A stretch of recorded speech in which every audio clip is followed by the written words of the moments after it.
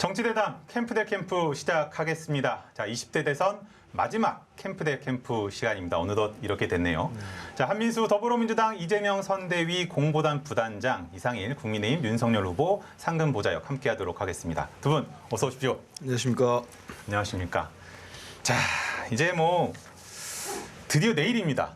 내일이면은 결전이 날이 되는데 대선 본투표가 이제 진행이 되고 현재 양 선대위에서 지금 바닥 민심 어떻게 판단하고 있는지를 한번 좀 듣고 싶은데 오늘 이상일 의원께 먼저 좀 여쭤볼게요. 예, 정말 긴 레이스였는데 네. 저희 국민의힘에서는 우리 국민들이 지난 5년간의 문재인 정부에 대해서 이미 평가를 내렸다. 네. 그리고 좀 이 나라를 보다 새롭게 반듯하게 좀 다시 건설해야 되겠다. 이런 정권 교체 여론이 굉장히 높다고 생각합니다. 그래서 우리 윤석열 후보를 통해서 대한민국의 공정과 정의와 상식이 다시 회복되고 국격이 올라가고 또 경제와 민생이 훨씬 활력을 되찾고 대한민국 안보 역시 좀 튼튼해지는 이런 나라를 좀 건설해달라. 이런 목소리들이 저는 압도적으로 표출되고 있다. 그래서 내일 결국 개표 결과는 봐야 되겠지만 네. 윤석열 후보가 승리할 걸로 국민의힘은 보고 있습니다. 민주당에서는 바닥 민심 어떻게 읽으셨습니까? 오늘도 뭐 이렇게 출처불명의 많은 이렇게 뭐 지라시라고나요 돌아다녔는데 뭐 전혀 그렇지 않고요. 저희들은 바닥 민심이 뭐 좋다고 보고 있습니다. 네. 물론 이제 이 의원님 말씀대로 이제 정권 교체에 대한 그리고 국민들 열마 뭐 지수가 있다는 것도 알고 있고 예. 항시 뭐 수치가 여론조사상에 흑백으로 물어봤을 때는 좀 있었다는 걸 알고 있는데 저희들이 보면은 지금 민심은 선거가 내일 아닙니까? 예, 그렇죠. 특히 사전 투표가 시작되기 되기 전 네. 그리고 이제 이른바 안개 지금 네네. 판세라고 해서 여론조사 공표 금지된 상태에서 많은 국민들이 이제 사전 투표 직전에 뭐 제 주변에서도 그렇고요 고민들을 많이 하신다고 하더라고요. 그러니까 이제는 정말 내가 한 표를 행사해야 되는데 누구한테 찍을 것인가? 과연 누구에게? 이건 예. 왜냐하면 이제 결국은 이 한 표가 우리 5년을 결정합니다. 그렇죠. 오늘 결정하기 때문에 정말 준비된 후보. 특히 우리가 지금 많은 위기가 있지 않습니까? 네. 저성장의 양극화의 위기도 있고 팬데믹의 위기도 있고 이 위기에서 위기에 강한 경제 대통령 이 후보가 누군가 바로 내일 투표하고 모레 당선 확정이 되면은 바로 일을 할 수 있는 후보가 누구인가 대통령감이 누군가 이런 판단을 많이 하신다고 봅니다. 그렇기 때문에 바닥 민심이 정말 계속 이렇게 좋아지고 있는 걸 느끼고 있습니다. 알겠습니다. 지난달 15일 이제 공식 선거운동 시작됐고 22일 동안 이제 진행이 됐습니다. 정말 두 캠프 모두 다 전국을 돌면서 뭐 숨가쁘게 뛰어다니셨다라고 좀 생각이 드는데 이제 뭐 잠시 후 이제 한 4-5시간 남았죠. 자정이면은 선거운동 마무리가 되지 않습니까? 그 지난 22일간의 선거운동을 뭐 좀 되돌아보신다면 어떠신지 좀 여쭤보고 싶고 스스로 평가하시기에 뭐 자신의 캠프에 선거운동 몇 점 정도 주고 싶으신지 여쭤보고 싶거든요. 먼저 한단장님께. 점수를 주기는 참 애매할 것 같습니다. 예. 제가 뭐 점수를 줄 만한 만점이 없이 할까요?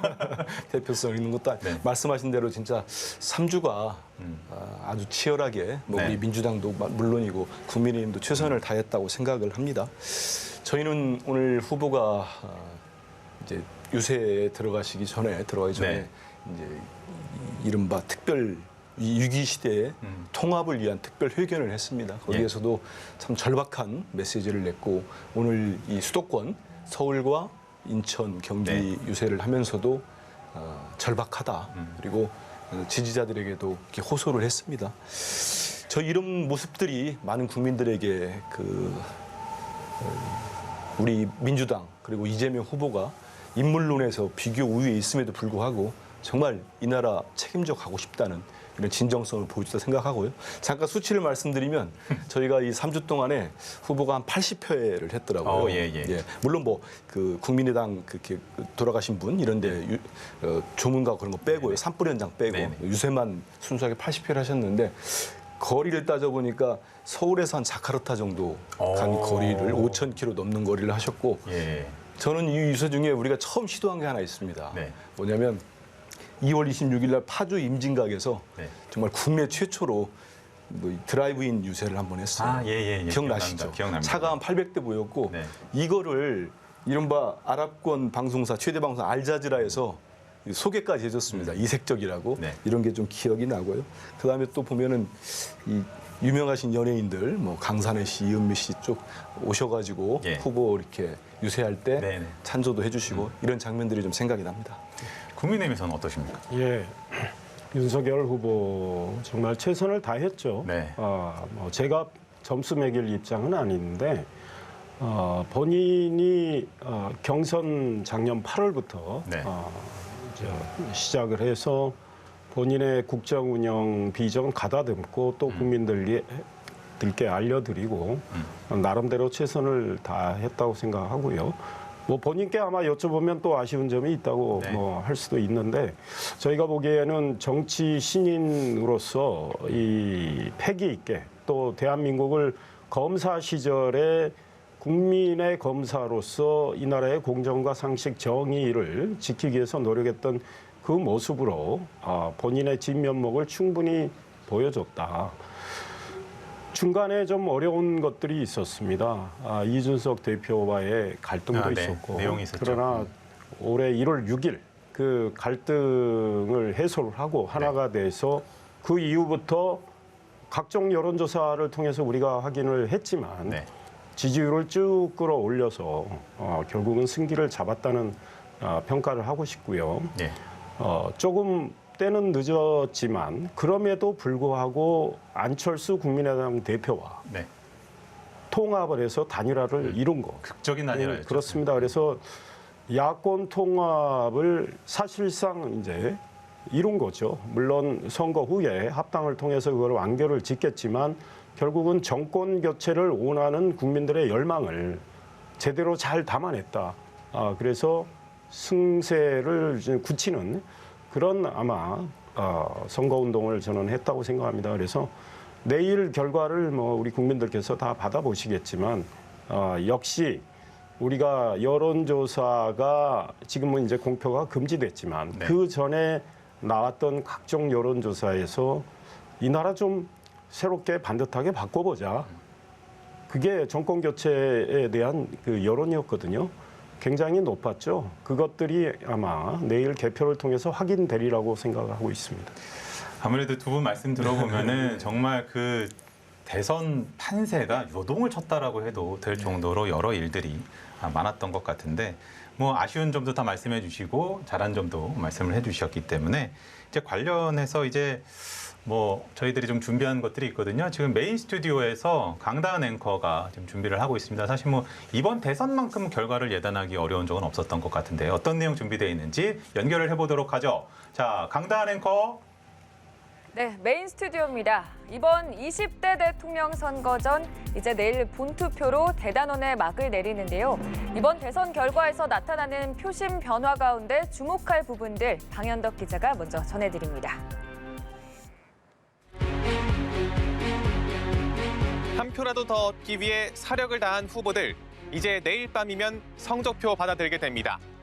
정치권에서 꼽는 이번 대선 결과의 3가지 관전 포인트 정리해봤습니다. 이번 대선 표심의 가장 두드러진 변화는 청년층의 보수화입니다. 보시다시피 지난 대선 때까지만 해도 청년 표심은 진보로 여겨졌습니다. 하지만 작년 4.7 재보선에서는 보수 성향으로 기운 표심이 확인됐고 지금도 마찬가지입니다. 국민의힘에선 전통적 지지층인 고령층에 더해 청년층까지 확보하며 이른바 세대 포위론 전략을 이번 대선 내걸었습니다. 여권 성향을 띠는 중장년층을 양쪽에서 포위해 잠식하겠다는 겁니다. 반대로 민주당은 세대 포위론이 국민 갈라치기라고 비판하는데요. 그래서 꺼낸 게 세대 포용론 전략입니다. 중장년층이 반대로 자녀 세대를 설득해서 2030의 마음을 돌려놓겠다는 겁니다. 과연 어느 쪽 전략이 승리로 이어질지 지켜봐야 할 것 같습니다. 영남은 보수, 호남은 진보라는 뿌리 깊은 지역 구도를 깨는 대통령이 나올지도 관심입니다. 이재명, 윤석열 후보 각각 영남, 호남 공략에 전력을 다하고 있습니다. 일단 이재명 후보 고향이 경북 안동입니다. 지역 연고를 바탕으로 선전을 기대해 볼 수 있습니다. 최신 조사의 대구 경북 지지율 19%로 나쁘지 않습니다. 목표는 30%인데 거의 육박한 조사도 앞서 나온 바 있습니다. 고 노무현 전 대통령, 또 문재인 대통령에 이어 영남 출신 민주당 후보의 성공 공식 확립될지 주목됩니다. 국민의힘 윤석열 후보는 호남에 공들이고 있습니다. 당 차원에서 무릎 꿇고 고개 숙였고 윤 후보도 홍보 역량을 쏟아부었습니다. 광주 쇼핑몰 공약으로 파장을 일으키며 지역 민심을 흔들기도 했는데요. 최신 조사는 한 자릿수에 그쳤지만 조사 방식에 따라서 두 자릿수도 있어서 목표치는 30%까지 올렸습니다. 국민의당 안철수 대표가 한때 호남에서 큰 인기를 얻었던 걸 생각하면 단일화가 호남 민심에 어떤 영향을 미쳤을지도 봐야 합니다.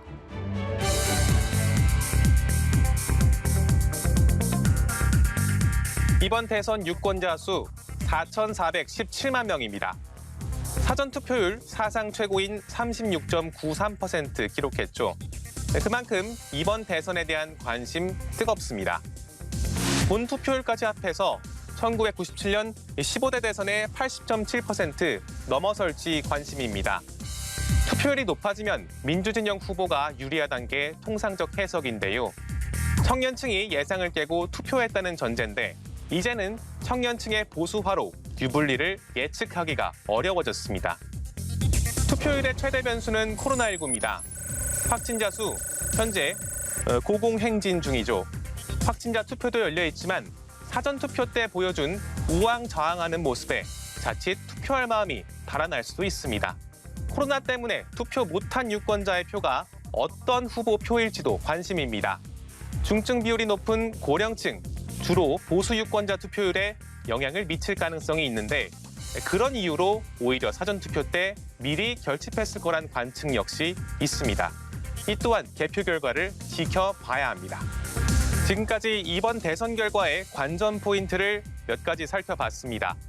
누가 승자가 되든 기존의 선거 공식 여럿 깨질 걸로 보입니다.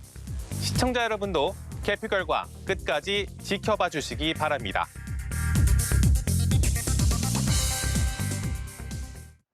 대선 후보들 5년 전엔 어떤 모습이었을까요?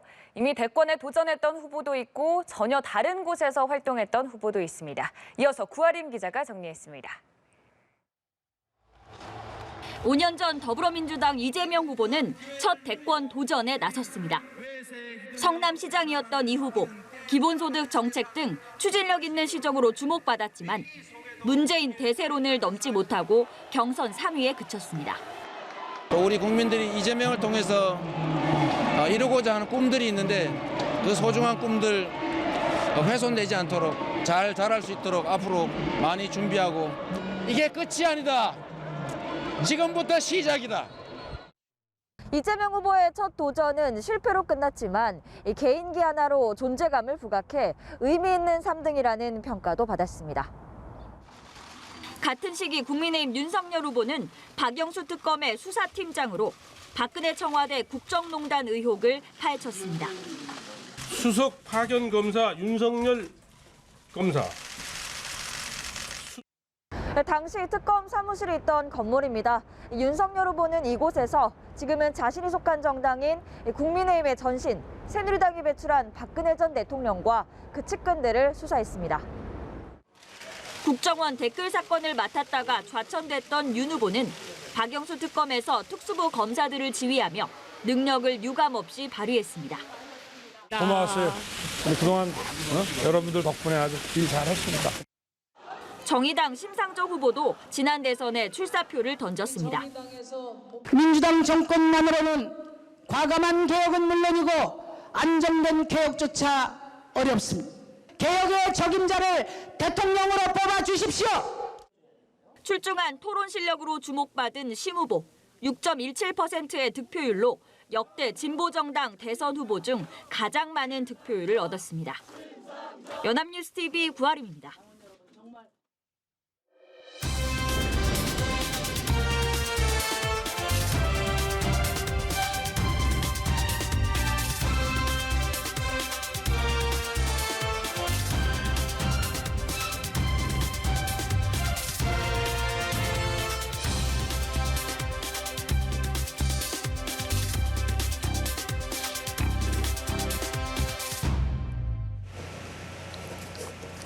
네, 메인 스튜디오 다녀왔습니다. 사전 투표율이 사실 뭐 역대 가장 높았던 것도 이번 대선의 큰 특징인 것 같은데, 뭐 지금 국민의힘도 그렇고 민주당도 그렇고 뭐 최종 투표율이 높을 것이다. 그래서 정권 유지 아니면은 정권 교체. 각자 다 높을 것이다라고 지금 말씀을 하고 계시는데, 제가 이제 좀 짚어보고 싶은 거는 사실 이번 선거에서 캐스팅 보트로 꼽혀왔던 층이 2030 세대 아니겠습니까? 네. 2030 세대가 사실상은 그동안은 뭐 투표율이 높으면은 2030 세대도 적극적으로 투표에 임을 해서 그래서 보통 이제 진보 진영이 좀 유리하다 이런 평가가 있었는데, 이번에는 그것이 좀 다르다. 상황이 다르다라는 분석들도 좀 많은 것 같아요. 원래 이상일 의원께서는 어떻게 좀 보고 계세요? 예, 우리가 여론조사를 통해서 많이 확인할 수가 있죠. 네. 지금 2030, 특히 20세대는 국민의힘과 윤석열 후보를 훨씬 더 지지하는 거로 나타나고 있습니다.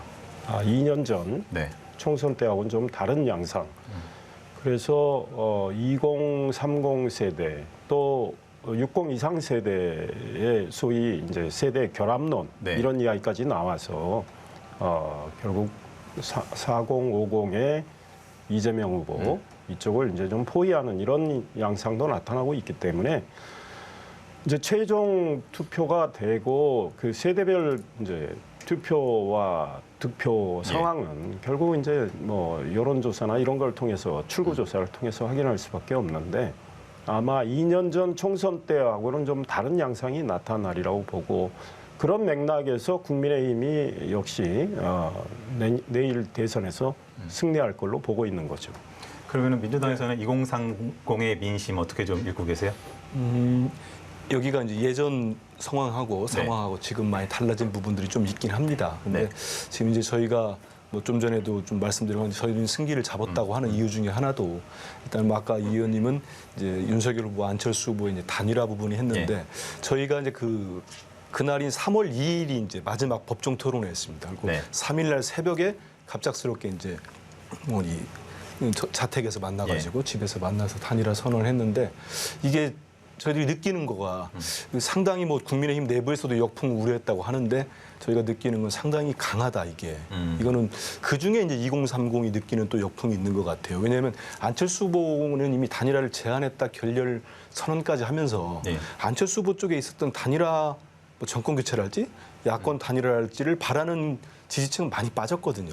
진짜 말 그대로 안철수 후보를 좋아하거나 안철수 후보의 새 정치랄지 아니면 국민의힘 안철수 후보를 국민의힘 윤석열 후보를 싫어하는 그 지지층이 있었는데, 이 단일화가 그렇지 않습니까? 그 전에 TV 토론할 때 쭉 이제 TV 토론을 몇 차례 거치면서 뭐 지표상에도 그렇고 그 이재명 후보의 이제 계속적인 상승세가 있었어요. 네. 윤석열 후보는 정체되거나 뭐 그런 상태였는데, 이렇게 올라가고 인물론으로 이제 올라가고 있었죠. 유능한 경제 대통령. 올라간 상태에 이 단일화가 터지면서 특히 젊은 층, 특히 여성층이 많이 흔들렸던 것 같습니다. 특히 수도권 쪽도 그렇고. 이 단일화가 이게 과연 맞느냐. 다당제를 주장하시는 분이 합당을 해버리고, 그다음에 TV 토론 마지막 토론에서 본인을 찍어달라고 하시고 불과 몇 시간 안 돼서 합당을 해서 저는 그건 아니라고 생각합니다. 너무 상식적이지 않았기 때문에 그런 역풍들이 좀 있는 것 같고요.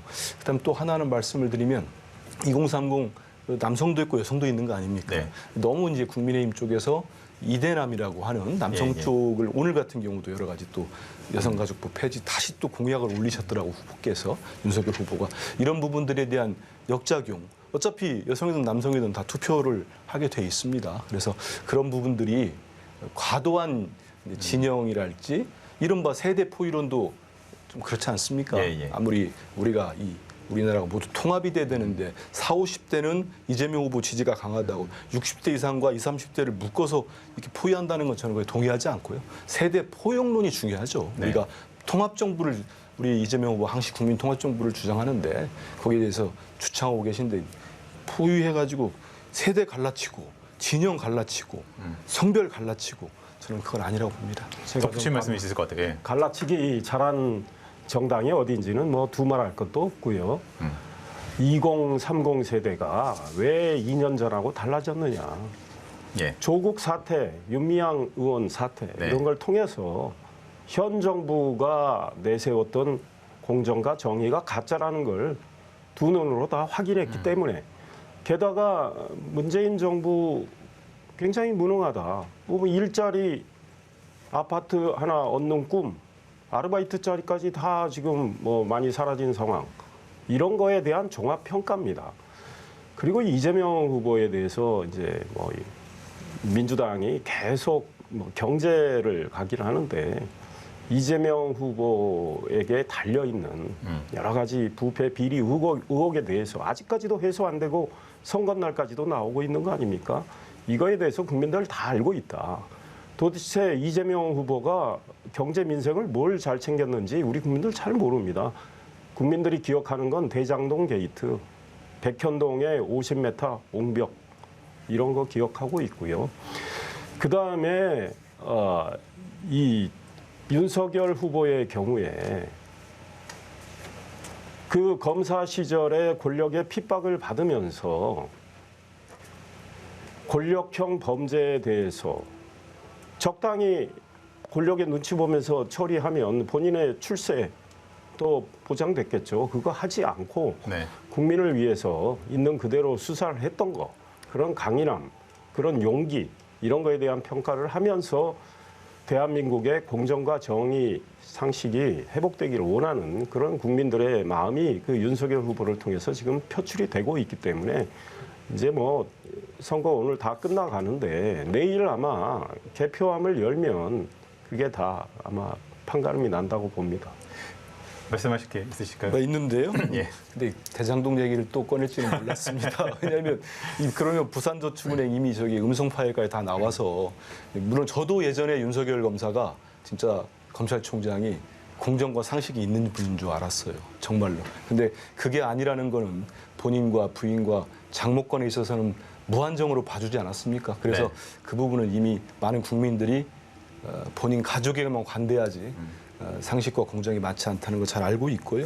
부산저축은행 그거 다 봐주는 거 보면서 특히 또 삼부토건도 있고 뭐 역잡게 하겠습니다. 네. 오늘은 뭐 상대 후보에 대해서 네. 그러고 싶은 생각이 없는데 예. 이 의원님이 갑자기 대장동 얘기하면 여기까지만 하는데요. 네. 이미 윤석열 후보의 검사로서 뭐 일각에서는 스폰서 검사라는 얘기까지 나오지 않습니까? 그래서 그 부분 안 했으면 좋겠고요. 저는 아까 2030 하나 더 네. 짚어드릴 게 있는데 과연 아까 저기 보도도 워싱턴에 나왔습니다만 워싱턴 포스트에서 윤 후보께서 난 페미니스트다 했다고 제목까지 다 나왔어요.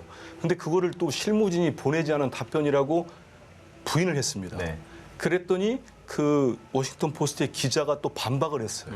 본인 받은 것만 썼다. 근데 그 본인이 받았다고 하는 그 글귀에 페미니즘에 대한 정의가 여성의 성차별과 불평등을 현실로 인정하고 차별을 시정해 나가는 운동이다. 이게 지난 2일 토론회에서 이재명 후보가 하신 말씀입니다. 한 얘기인데 이걸 그대로 갖다가 또 썼어요. 그래서 이런 모습들이 저는 그 정말 이제 우리 국민 통합을 하겠다는 대통령 후보고 그러지 않습니까? 그래서 네. 아무리 선거 전략이라고 해도 이게 과연 국민들 그리고 내일 또 본투표를 앞두고 있는 많은 국민들께 어떤 모습으로 비춰질지 결코 좋게는 안 비춰질 것 같습니다.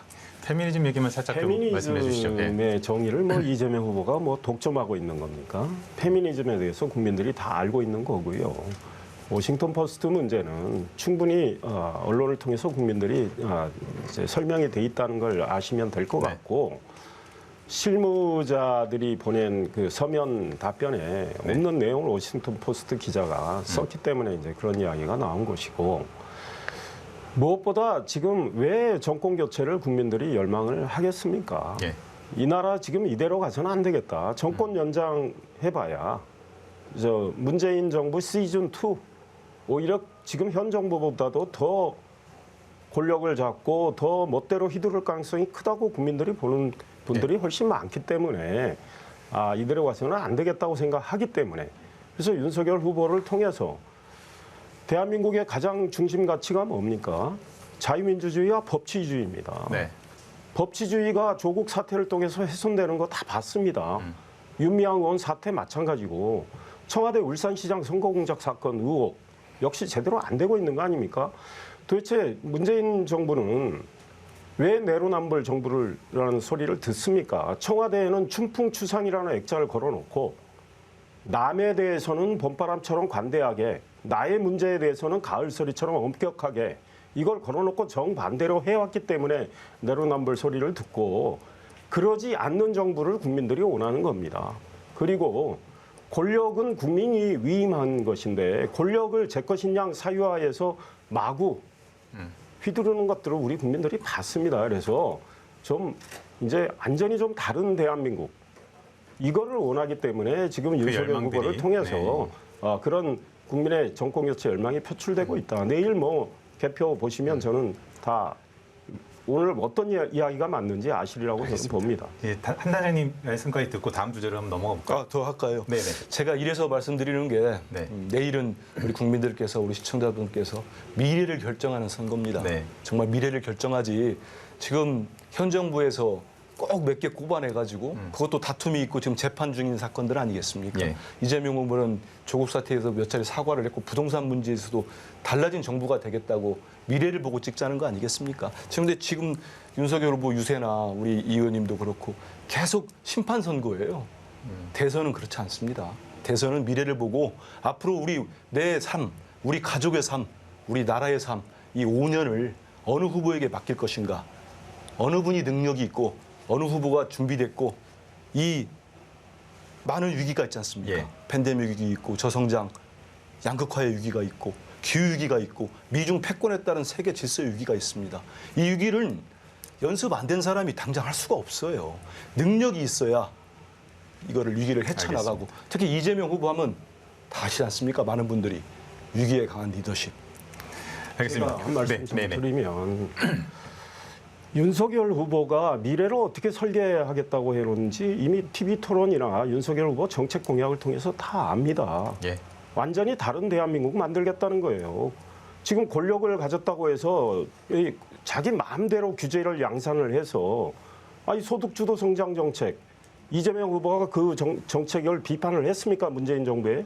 그다음에 조국 사태 때 이재명 후보가 뭐라고 그랬습니까? 조국이 마녀 사냥 당한다고 그랬어요. 그러다가 지금 대선 앞두고 정권 교체 여론이 커지니까 그제서야 뭐 사과하고 이런 건데 윤석열 후보는 대한민국의 법치주의 제대로 세우고 시장 경제 제대로 해서 민노총이 활개치는 거 민노총이 국민 두 눈 앞에서 보고 있는 경찰 앞에서 폭력 행사하는 거 막고 노동계획 해서 경제와 기업 활력 제고하고 일자리 창출하겠다. 게다가 코로나 상황이 이렇게 어려운데 처음부터 자영업자 소상공인들을 중심으로 피해를 본 분들 중심으로 두텁게 지원하겠다는 입장 아니었습니까? 예. 이재명 후보는 전 국민에게 재난지원금 주자는 입장이었고 윤석열 후보를 결국은 따라왔어요. 현 정부도 지금 재난지원금 지급했지만 그래서 본인이 집권을 하게 되면 이 코로나 상황과 현 정부의 잘못된 정책으로 인해서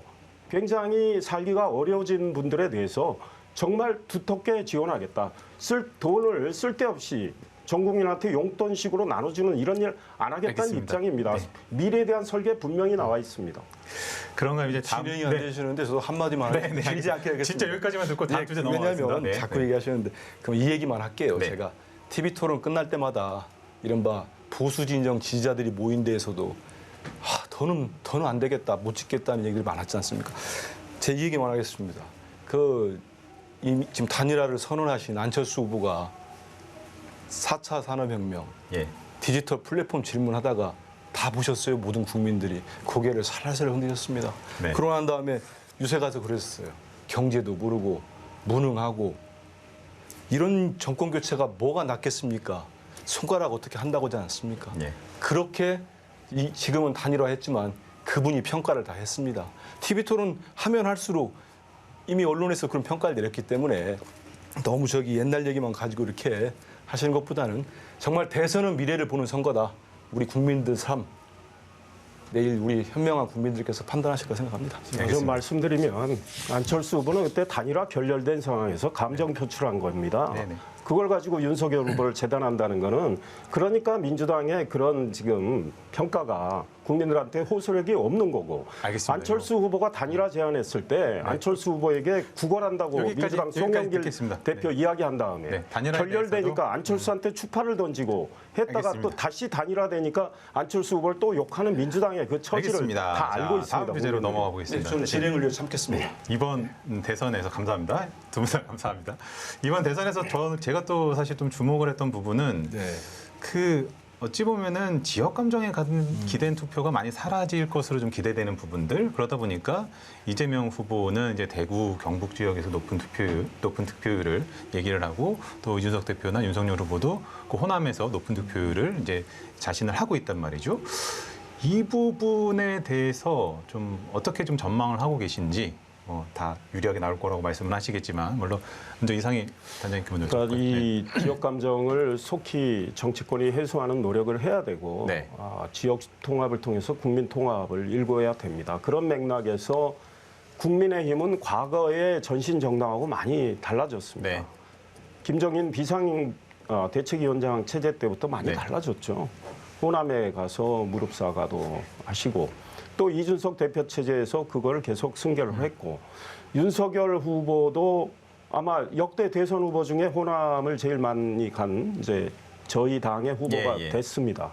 그만큼 호남에 공을 많이 들였고 당내 일부에서는 그렇게 공을 들인다고 사실 표가 얼마나 나오느냐 그 시간에 사실 영남을 더 가는 게 좋지 않느냐 이렇게 말씀하시는 분들도 꽤 있었지만 진정코 국민 통합을 좀 해야 되겠다는 이런 생각 때문에 사실 투자대 이 소위 보상을 생각하면 그렇게 달리 말씀하실 분이 있지만 지역의 이 감정을 해소하고 국민 통합을 이루기 위해서 적극 다가간 게 사실이고요.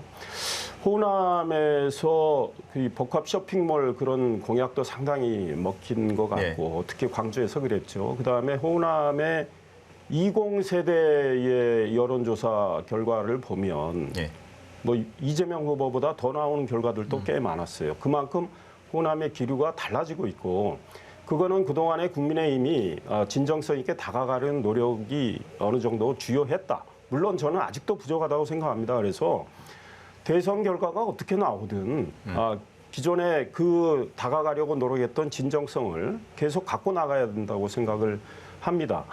이 민주당도 영남에 많이 다가가려는 노력을 했다고 보고요.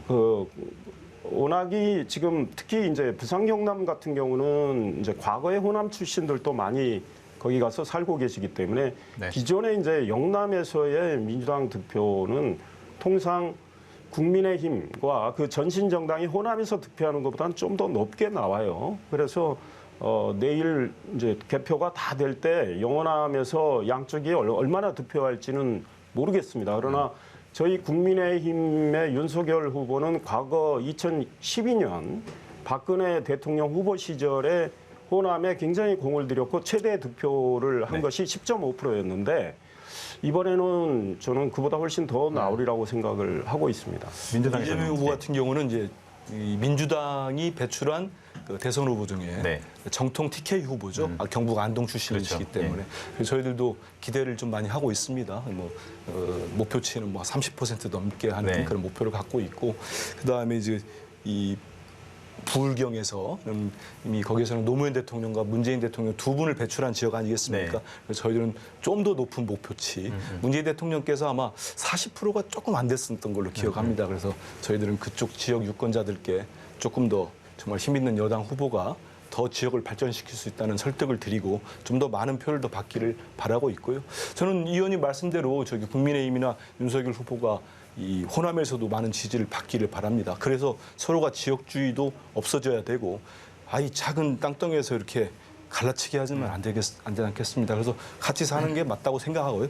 다만 이제 윤석열 후보를 자꾸 말씀하셨으니까 저는 조금 부족하다고 생각하는 거 하나가 윤 후보께서 이제 그 김대중 대통령의 고향까지 갔습니다. 하이도 가면서 그 DJ 정신을 계승하겠다.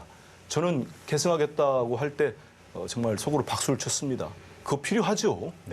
왜 저기 호남 정신 아니 DJ 정신 계승하겠다는 게 나쁠 수가 있겠습니까? 근데 저는 진정성을 조금 언언일치, 언행일치는 물론이고 조금 안 맞다고 생각하는 게 그 전후로 전혀 달라지지 않고 윤 후보께서는 색깔론을 얘기하고 계세요. 그리고 지역 이렇게 주의 없애겠다고 하시면서 계속 지역 갈라치는 말씀들도 하시고 이 색깔론 부분은 진짜 지금이라도 조금 안 하시는 게 이미 집권을 하고 했는데 아직도 운동권 사고방식에 사로잡혀 있다. 사회주의 이념이다. 이런 부분들은 윤 후보님이 정말 DJ 정신을 잊고 그다음에 호남에 공을 들인다면은 좀 자제하는 게 맞다고 생각합니다. 제가 좀 말씀드려야 되는데 간략하게 부탁드립니다. 예. 지금 색깔론을 했다고 언론이 쓴 적이 있습니까? 많이 썼습니다.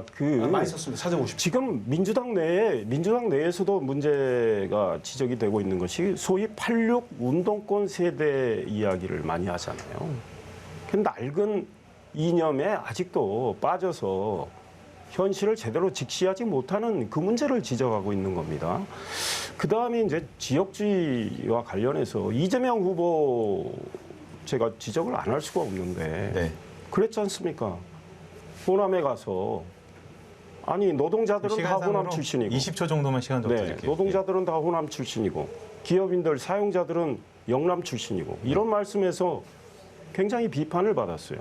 그리고 또 영남 가서는 다른 말씀하시고 그래서 지도자가 되겠다는 분이 이런 식으로 지역에 이 영합하려는 그래서 몇 표 얻으려는 이런 거는 정말 지양돼야 된다 이런 말씀 드리고 싶습니다. 알겠습니다. 끝까지 이렇게 또 치열한 걸 보니까 확실히 초박빙이 맞는 것 같습니다. 그동안 고생 참 많으셨습니다. 캠프 대 캠프 여기서 마무리를 하도록 하겠습니다. 두 분 수고하셨습니다. 감사합니다.